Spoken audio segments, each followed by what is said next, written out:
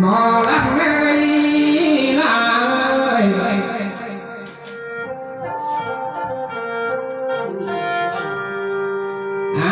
บ้านน้องสร้างเกินหน้าที่ยามคนไทยมา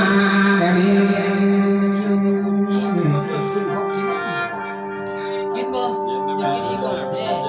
ได้บ้านน้องสร้างจ่าในออเดอร์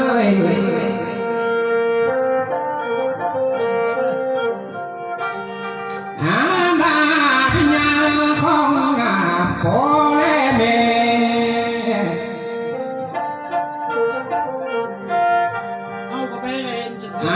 มาเขาได้มาเอาเดี๋ยวพ่อลาเลยได้บาพิญญาเขามาหอดเดียวไอ้ที่บอกกินง่ายบ่ได้แล้วบางวันบางทีนี่เขากินปากผมเนี่ยครับ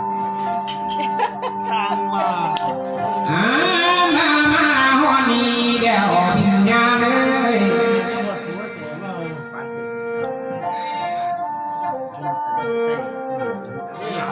เจ้าผู้ลงมือเศร้าหน้าหูและเต่ายานก็ได้กินง่าย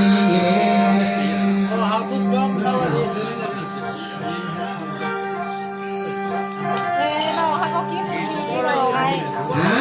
มาเจ้าผู้ชายมือสวยไม่แดงแล้วโอ้เท้าแก้วเอ้ยเอาคนไหนมาดูล่างแพงอยากก็ได้กินข้าวมีเคยพังเทียมอ่ะแล้วดีแล้วมาเลยนี่ได้พามาหอดนี่นะแม่เขาโกงผมมาเก็บโอ้เดี๋ยวจะเต็มแล้วแม่เร็วนี่สักษาเรียนมันคนพยายามเรียนมาผู้เป็นโพและเป็นแม่มาเป็นสิวมา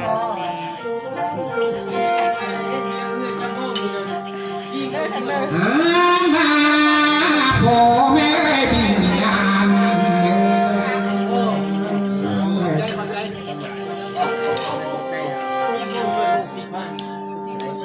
ได้พักไก่เนื้อบานโตที่ขันกกเลยพ่อแม่พิญญา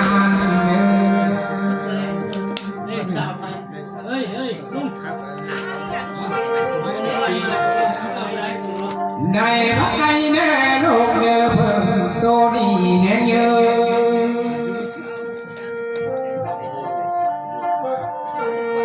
ในบาดูแลเต่าเจ้าหน้ากับเต่าล้านเพดังเจ้าเด้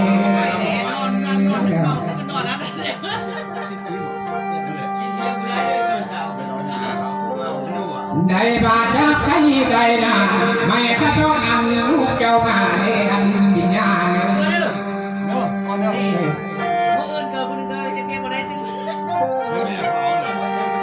ในว่าไม่ข้าแทนลูกขี้งาโตย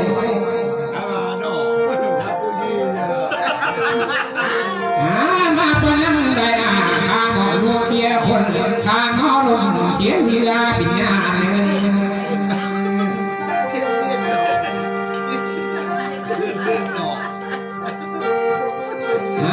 มาผู้ดูเหือดาก็ไล่อยู่ได้บ้าดอกก็วิทนาแก่บ่อท้องแดงมากัน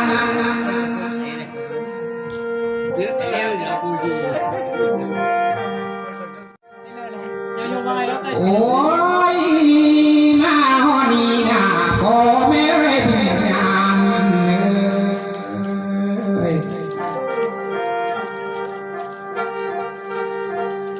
ในบาลูแม่เต่าเจ้าหน้านั่งไปใส่น้ำรังชาในพระใจลูกชาบังเอิญพิญญา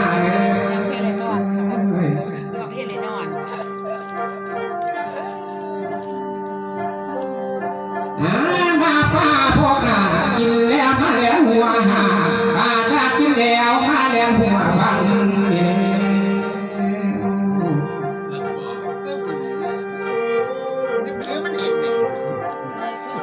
ได้ประคองกินดี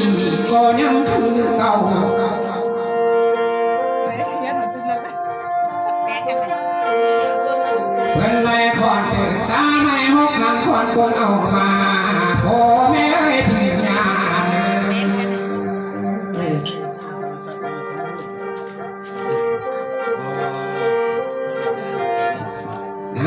นับไปไหนควรจะจ้าไม่ไหลก่อนกงเอามาตลอดเลย เย็นเติมไปแล้วน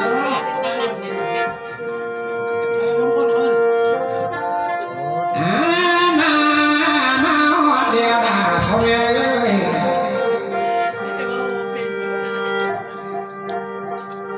ในบ้านลูกเจ้าหน้าตาเท่าดำเพียงเจ้าเดียวโอ้ยังไรนะทางบ่เสือไปนั่งไปเสือ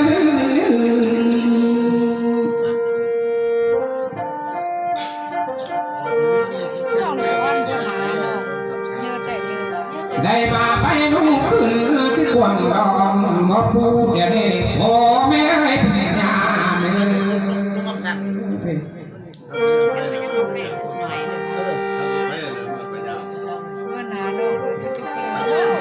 นาชีริบนั่งก็ได้มักหวนขี่ทั่วนั่งก็ได้พงลงอะไร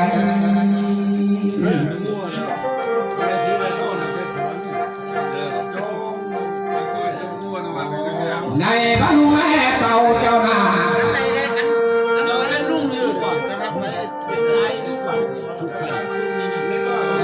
บ้านนั่งได้นอเขาเสื้อผ้าใบแดงง่ายเสื้อผ้าเปลี่ยน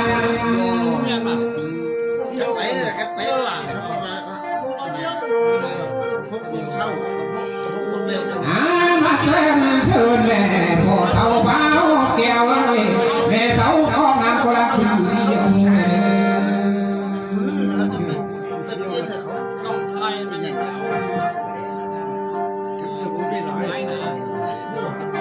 ได้มาเชิญสู้เจ้าแม่มาหน้าเขาสู้เพื่อนตาเขาสู้ฟ้าเขา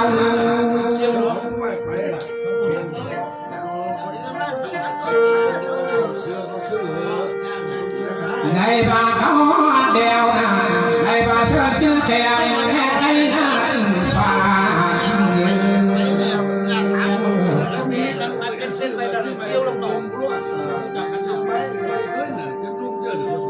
ได้บ้านเชื่อเชื่อแม่เชื่อจิลขาแม่ไอ้นั่นเพีย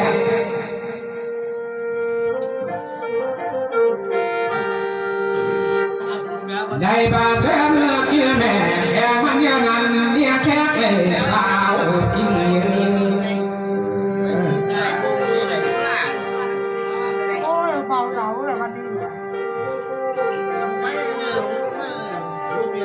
ยังว่าไม่ชอบมีเดียวพิมยาม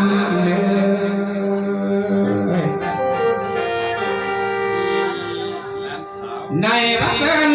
กินแม่โพพิสาลูกเอ้ย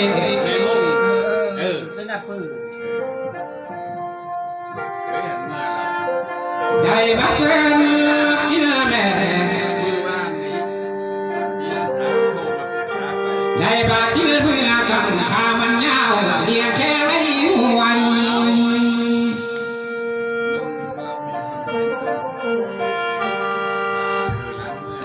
บาเชลกิลแม่โอแม่เอ้ยพี่ยามเอ้ยโกเจ้าไม่จำนั่งก็นั่งคือเดียว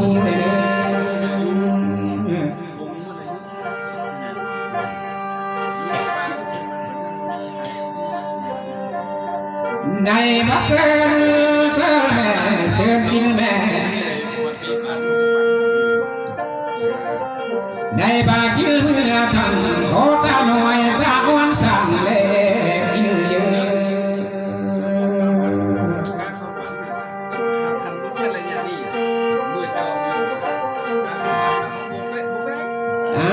นายังว่าไม่ต่อดีแล้วยามเลย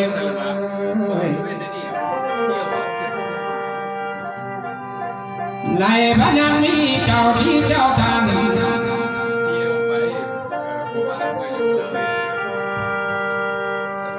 เจ้ากำเลยหาย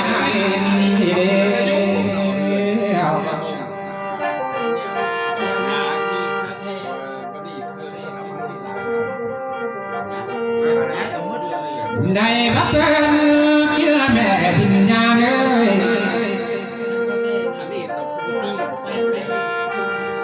ได้มากินเมื่อทำตับมันอยู่เลยเธอมันอยู่ร้องงองเองมาจำลืมกินแม่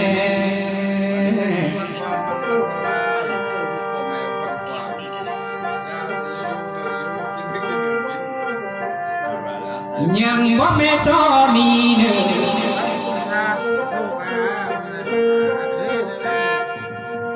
ได้บ้ามือเพื่อนสายหน้าจกกินแอบเข้าหน้ากินแม่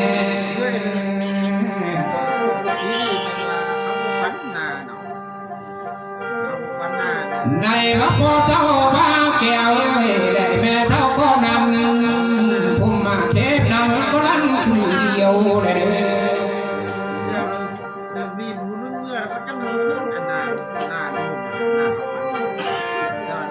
ได้บ้ามือเพื่อนขวาจกกินแอบเข้าไว้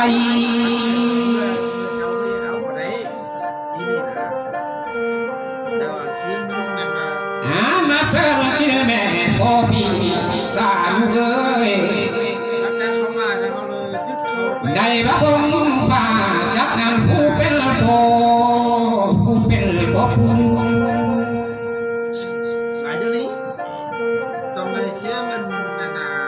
ได้บ้ากินเมื่อทำเขาให้มัน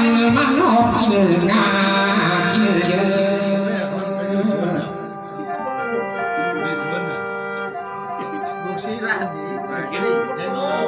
ในรักเจนกินแม่ในบ้านมีแม่พวกเขาไม่จำดีเลย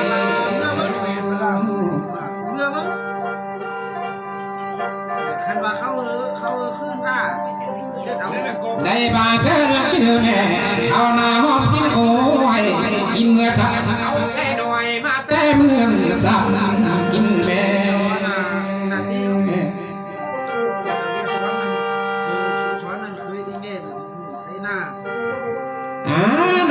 ยังก็ไม่ทอดีเด้อยาเด้อเจ้าก็ไม่ได้เด้อ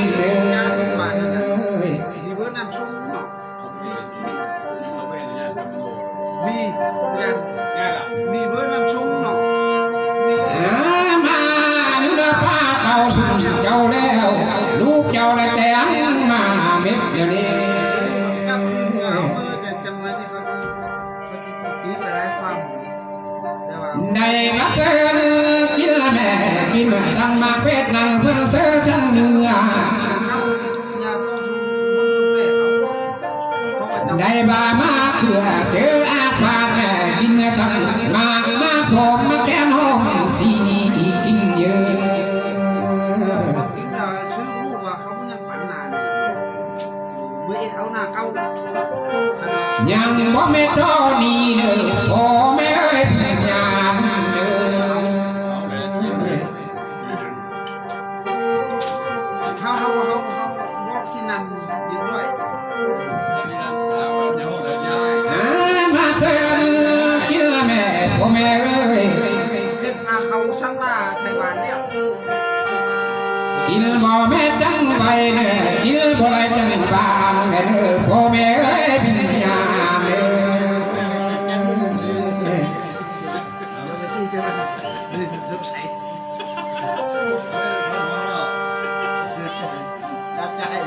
ได้รับเชิญกินแม่พ่อแม่เอ้ย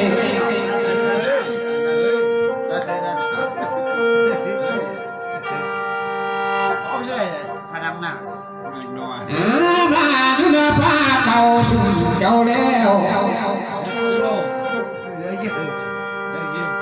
ได้บาเครื่องส้มนำลูกเจ้าก็เอามาทานกินเยอะ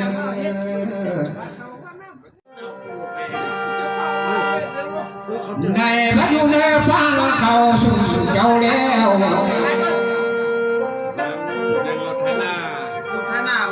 ได้บาของกินบ้านลูกที่ได้เอามาตัว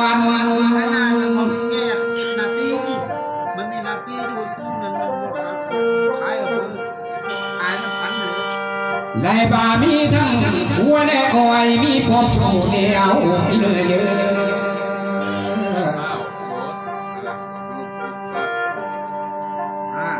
คนจริงนี่เขาออกมาเลยแล้ว ได้มาเชิญ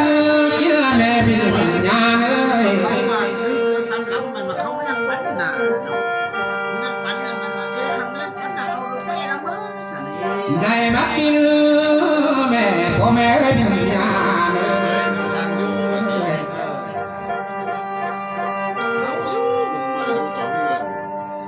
ได้มากินเมื่อฉันเขาต้มหอต้องแอมเขาเบียนหอต้องกล้วยนะเขาต้มสวยเขาหัวกินเยอะ เดี๋ยวมันคือความเห็นว่าครั้งเมื่อเขาเอ็ดนี้เนี่ยทำเขาชื่อน่าชื่อแต่ว่าดินน่ะ ได้พระมาหัวนี่นะบินญาเอ้ย เชื่อมันว่าเขายึดเอาไว้นาไม่นี่ ได้บาสุนเจ้าแม่สอบที่แม่ชูที่แม่พี่กินแม่ชูแนวบินญาเอ้ แต่ ย ว่าตอนนั้น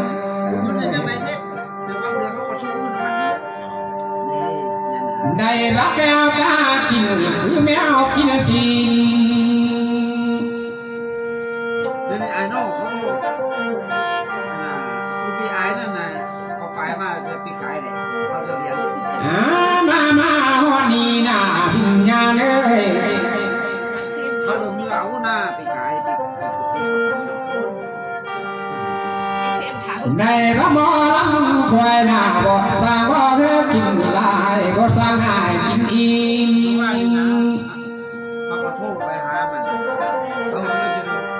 ครับตรงนี้มาเลยใครก็ ในพระน้อยเนื้อนั้นกินง่ายเดียวหอลำเพิ่นที่มอกองเต่า คนจนแม่เขาเอ็ดสัมภาษณ์ ได้บากินข้าวแล้วหน้าหอลำเพิ่นที่มอกองทานเมื่อไรพ่อแม่เพียงยาเอ้ย เดี๋ยวนี้ขณะเขาเอ็นไงก็อะไรนี่อะไร ได้พระมาหัวนี่นาลาเอ้ย ไม่รู้ใหญ่เสียเขาท่านได้เสีย ได้พระเวลาสั่นที่หันมาเป็นมือเดียว ท่านได้เสียได้ชื่อเดี๋ยวผมจะเอ็น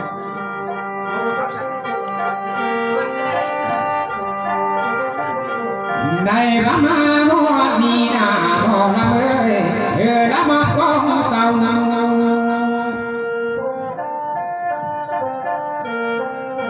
อ่านบางกินข้าวเดียวเดียวละหมอกองชามโอ้ละตามัน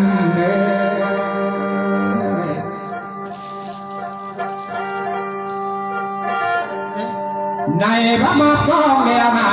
ละชมกองเต่ากันมามอบกองเดียวเดียวละชมกองมือเคยมาลงสายบาแต่แก้วร้อยสวยนะเมียหน่อยอายหมอแขนอยู่เลย